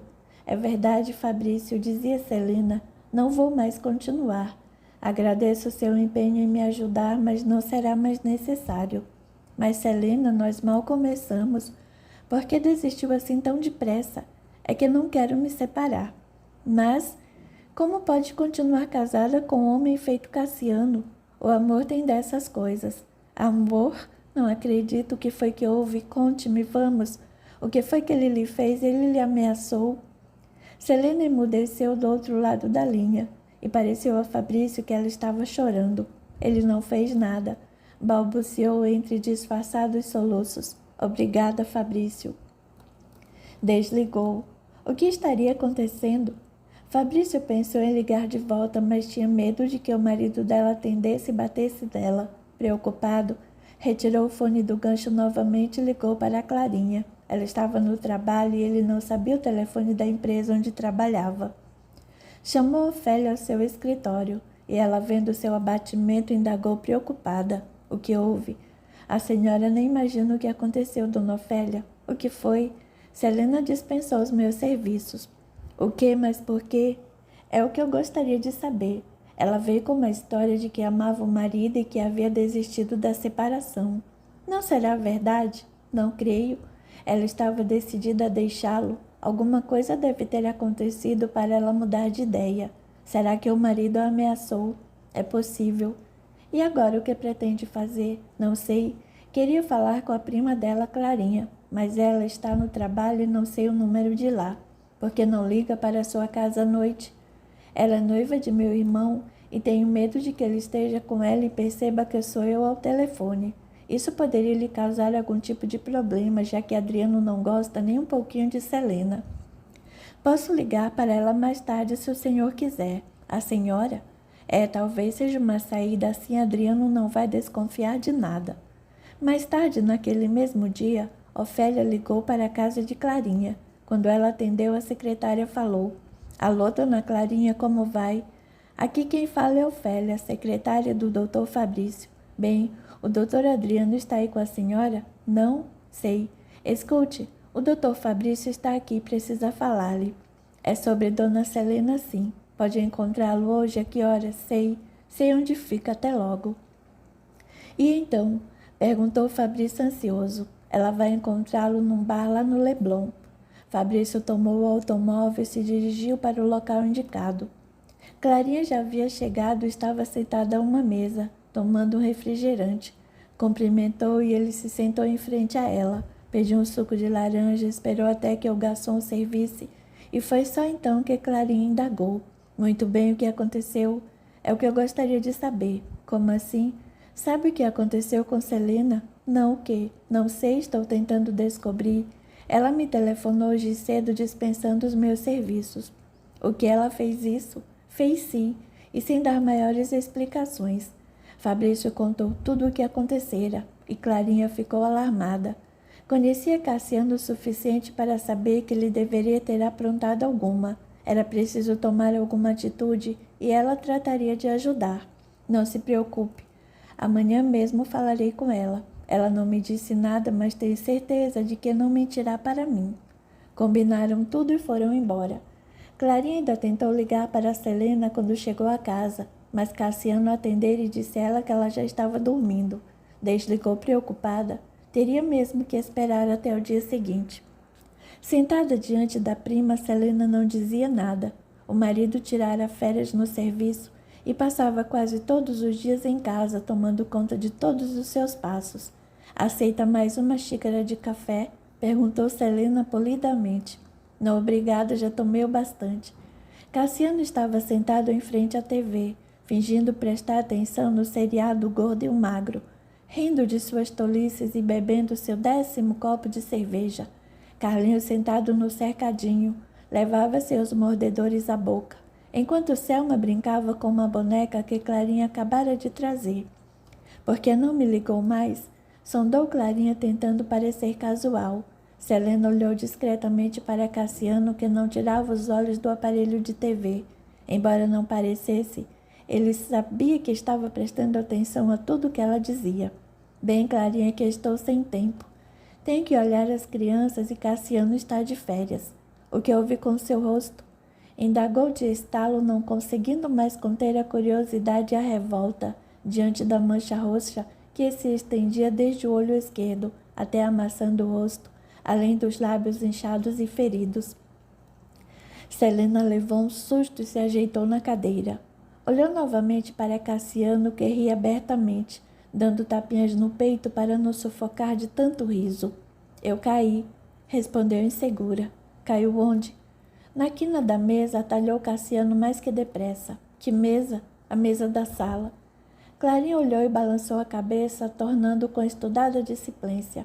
"Sabe, Selena, vim aqui convidá-la para dar um passeio, você e as crianças." "Selena não pode sair", repreendeu Cassiano de onde estava. "Ainda não terminou o serviço de casa." "Ora, mas ela pode terminar depois." "Não pode, não. Tem que arrumar a casa, dar banho nas crianças, preparar o jantar." "Desculpe-me, Cassiano, mas quer me parecer que você quer manter sua mulher prisioneira aqui. Será que é isso mesmo?" Cassiano lançou um olhar de tanto ódio para Clarinha que ela estremeceu. No entanto, não podia perder a compostura com ela, ou ela seria bem capaz de dar parte dele na polícia. Se aqueles guardas batessem ali novamente, seria difícil convencê-los de que não havia nada. "É claro que não, Clarinha", respondeu com um sorriso sem graça, "mas que ideia." "Então não vejo por que não possa ir." "Nem eu. Ela pode ir se quiser, mas falo isso porque sei que ela não quer, não é, Selena?" Antes que ela pudesse responder, Clarinha se adiantou. "Quer sim. Está um dia bonito e podemos dar uma volta, ir à praia, quem sabe. Além do mais, as crianças precisam de sol." Ouvindo a referência feita a ela, Selma se animou e começou a bater palminhas, pedindo com inocência: Quero ir com a tia Clarinha, vamos, mamãe." O olhar que Cassiano lhe lançou já dizia tudo. Selena queria ir, mas ao mesmo tempo achava que devia recusar. "Obrigada, Clarinha, mas não posso mesmo." "Oh, mamãe, por quê?" Selena olhava da filha para o marido, tentando não olhar para a prima, que não se deu por vencida. "Pois eu digo que pode. E não aceito não como resposta. Vamos, Selena. Levante-se daí e vá se aprontar. Eu ajudarei com as crianças. Precisamos preparar a bolsa de Carlinhos, levar algumas roupinhas para a Selma também. Mas, nada demais. Mais tarde eu a trarei de volta. E depois não vejo por que ficar aqui. Cassiano está tão entretido com seus programas na TV que nem vai dar pela sua falta." Ele espumava de ódio, mas não disse nada e teve que concordar. Selena se levantou, apanhou Carlinhos e chamou Selma para irem se arrumar. No quarto das crianças, Clarinha colocou tudo o que pôde dentro da bolsinha do bebê, fraldas e roupas para os dois. "Não, Clarinha", objetou Selena. "Não precisamos levar tantas roupas para Selma. Ela já não se suja tanto assim, mas tenho que levar mamadeira, chupetas, o talquinho, a pomada." Clarinha fez um gesto com a mão para que ela deixasse aquelas coisas ali e fizesse como ela estava lhe ordenando. Embora sem entender, Selena obedeceu. Depois foram para o seu quarto e Clarinha preparou-lhe a bolsa de praia. Mandou que ela apanhasse roupas de baixo e mais um vestido, que ela enfiou na bolsa de qualquer jeito. Selena já começava a compreender o que estava acontecendo e quis retroceder. Não podia fugir, não daquela maneira. "Não tenha medo", falou Clarinha com tanta convicção que ela retrocedeu. "Nada irá lhes acontecer." Aprontaram tudo, pegaram as crianças e saíram. Selena deu um até logo para Cassiano, já da porta da rua, que ele mal respondeu. Apenas quando ela já estava fechando a porta foi que ele falou: "Olha lá o que vai fazer, hein? Não quero encrencas." Mais que depressa, Clarinha conduziu-os para o seu automóvel. Acomodou Selma no banco de trás e Selena na frente com Carlinhos no colo. Tomou a direção e deu partida no motor. "Clarinha, para onde é que vamos?" "Não se preocupe, Selena, vai dar tudo certo. Estou levando-a embora. Isso não pode continuar assim." Mas Cassiano não vai fazer nada contra você. Nem saberá onde está. Ficarão em segurança você e as crianças. Selena olhou pela janela do carro sentindo um alívio no peito. Sabia que podia confiar em Clarinha. Sem saber porquê, sabia que podia confiar em seu destino. Uma voz íntima lhe dizia que atravessaria uma tempestade, mas que o sol brilharia com muito mais intensidade depois. O carro estacionou na garagem da casa de Inês e Selena saltou ajudada por Clarinha, trazendo nos braços Carlinhos adormecido e Selma que olhava tudo maravilhada. Lá de dentro, Inês e Fabrício vieram correndo e se espantaram com os ferimentos no rosto de Selena. Ela estava muito machucada, cheia de hematomas e arranhões, mas ninguém fez nenhum comentário. Fabrício foi o primeiro a falar, e aí Clarinha deu tudo certo, deu. Cassiano ficou meio contrariado, mas não teve como impedir. Só quero ver a cara dele, quando Selena e as crianças não voltarem à noite. É verdade. Vendo o olhar de espanto de Selena, Fabrício se adiantou. Selena, deixe que lhe apresente. Essa é minha avó Inês e é aqui na casa dela que você e as crianças vão ficar. Muito prazer, Selena, falou Inês, estendendo-lhe a mão que ela pegou meio sem jeito. Prazer. Deixe-me ajudá-la com o bebê. Inês pegou Carlinhos no colo, descobriu seu rostinho e falou embravecida. Oh, mas que coisinha linda! Sem que percebesse, o espírito de Helga se aproximara. Inês, captando-lhe a emoção de muitos anos atrás, teve uma sensação estranha, uma espécie de déjà vu que a emocionou sobremaneira. Imediatamente lágrimas lhe vieram aos olhos e ela encarou Fabrício, que nada percebera, imaginando uma cena semelhante há mais de 20 anos, quando sua filha atônita retirava dos braços da desconhecida um inocente bebezinho. Inês sentiu que lhe puxavam a barra da saia e olhou para baixo, dando de cara com o rostinho ingênuo de Selma, que lhe endereçou um sorriso meigo e cativante. Oi, vovó, sou a Selma. Menina, censurou a mãe. Que intimidades são essas com Dona Inês? Ora, deixe, Selena, contemporizou Inês. Gostaria mesmo de ser avó dessas lindas crianças. E agora vamos entrando. Vovó Inês vai preparar um lanche bem gostoso para você. Finalizou dando-lhe um leve beliscão na bochecha. Enquanto ela se afastava, com Carlinhos no colo e Selma ao seu lado, os jovens se dirigiam para a sala de estar, e depois de acomodados, Selena, que até então não havia entendido nada, argumentou. Será que vocês agora podiam me explicar como é que está acontecendo? Clarinha me disse que estava nos levando embora, mas como? Selena, tranquilizou Fabrício, não se preocupe. Está entre amigos. Cassiano jamais pensará em procurá-la aqui. Mas você sabe que eu não posso fugir? Você já fugiu, corrigiu Clarinha. Não, vocês não podem me obrigar, não sabem o que passei. Selena, ouça, revidou Clarinha. Não estamos querendo obrigá-la a nada.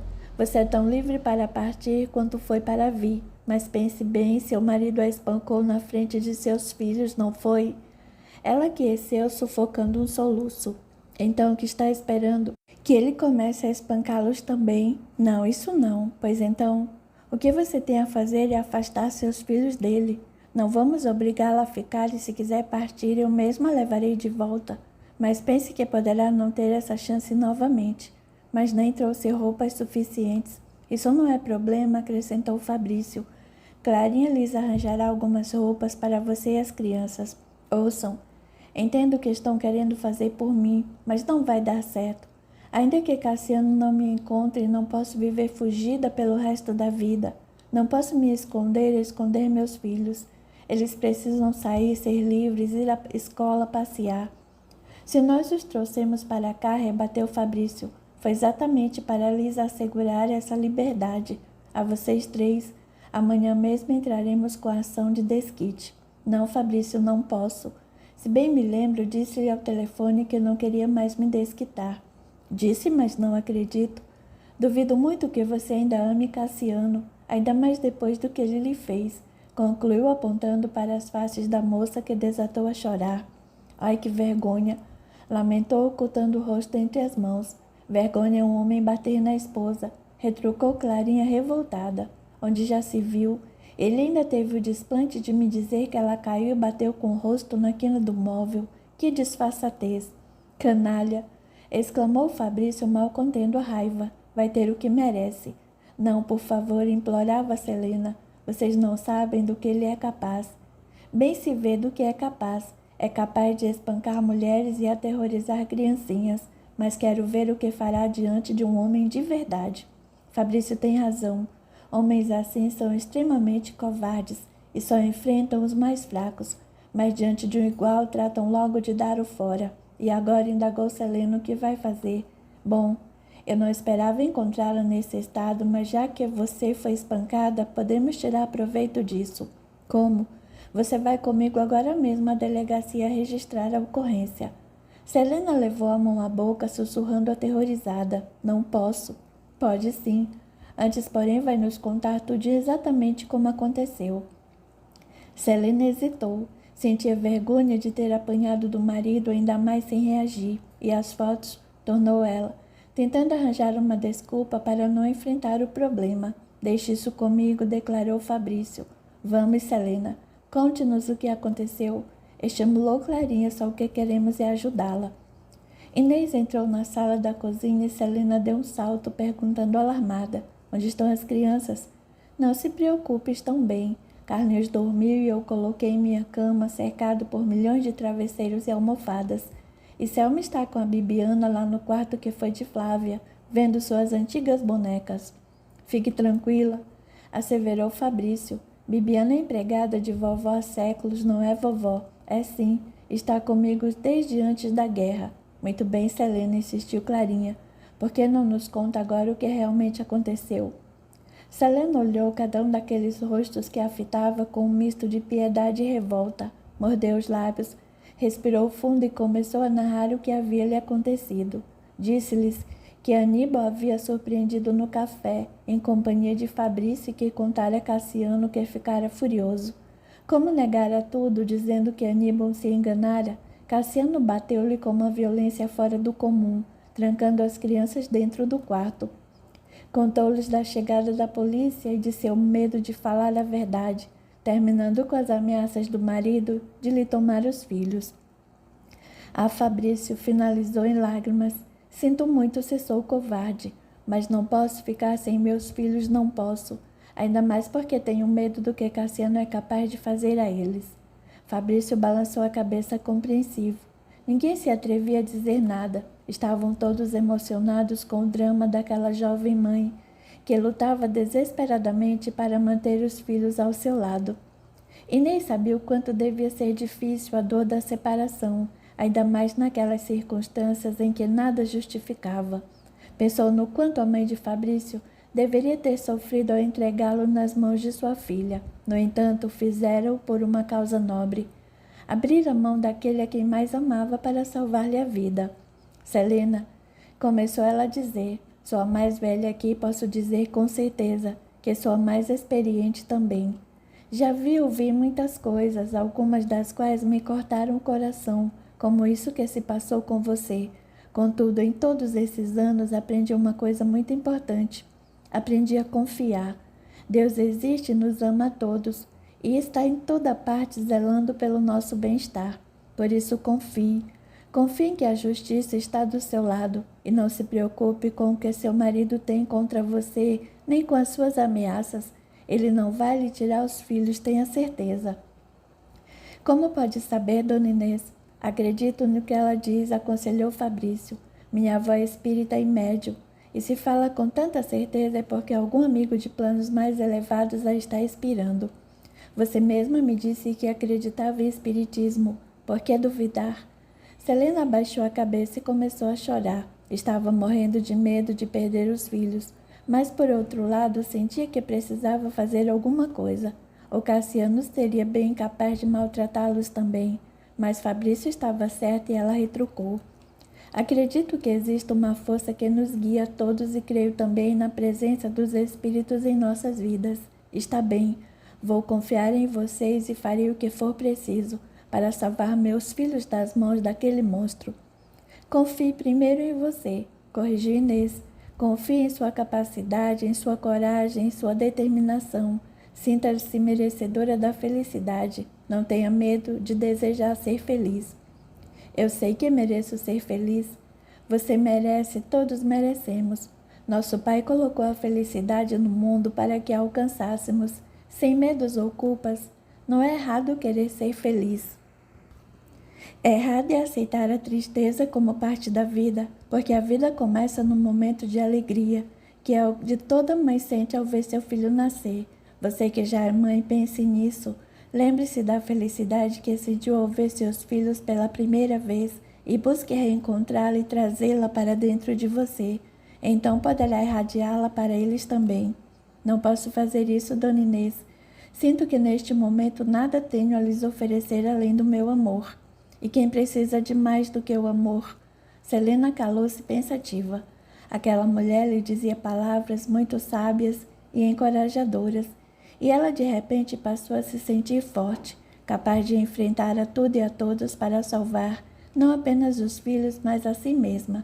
Estranhamente, sua insegurança começou a ceder lugar a uma sensação de confiança, uma certeza de que estava entre pessoas que tudo fariam para ajudá-la. Calmamente enxugou as lágrimas, assoou o nariz e encarou Fabrício bem fundo nos olhos e afirmou: tem razão, vou lutar pela nossa felicidade, minha e de meus filhos. Cassiano não tem o direito de me tratar como se eu fosse propriedade sua.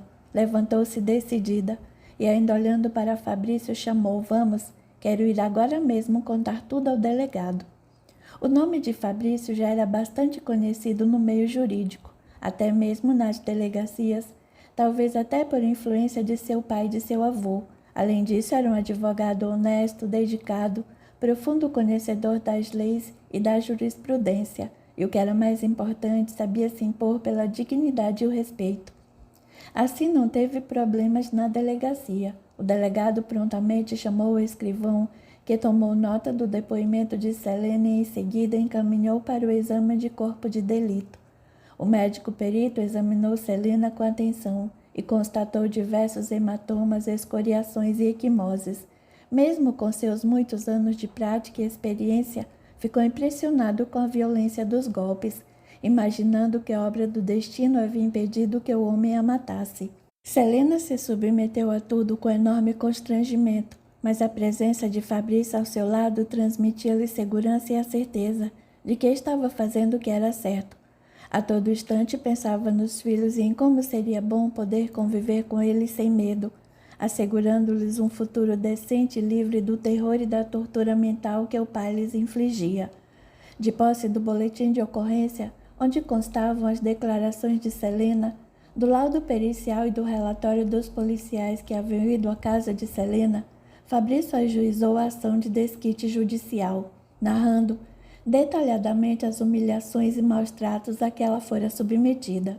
Despachada a petição inicial, Fabrício orou e pediu a Deus que fosse distribuída a um juiz justo e livre de preconceitos, que pesasse bem as provas e os argumentos contra Cassiano, e que não se deixasse levar pela impressão que aquelas fotografias nefastas iriam causar.